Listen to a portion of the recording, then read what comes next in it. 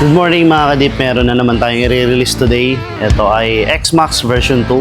So, hinanikomb natin yan. Ayan, honeycomb. Pero ito yung ginawa natin. Ito yung unang pinagawa niya dito. Tapos, nabitin si Bossing. Tapos, itong fender niya. Kaya, sinabay natin tong likod. Ayan na yung pinagawa niya ngayon. So, tanungin natin si Bossing. Nasa labas na siya. Tara. Yan, si Bossing. Boss, Hi, check mo na Bossing. yung Good morning. check mo na yung unit mo. Magkakulay naman, oh. Kakulay. Okay na, okay. Ayos na ayos. Ayos na, ayos. Hindi ka na mag-change color dyan kasi black pa din yan. All goods naman. Goods na goods. Goods na goods. Pangalan pala ni boss? Bloods. Taga saan si Bossing? Antipolo. Antipolo. So, talagang ginastos mo itong unit mo, boss, ah. Kailangan.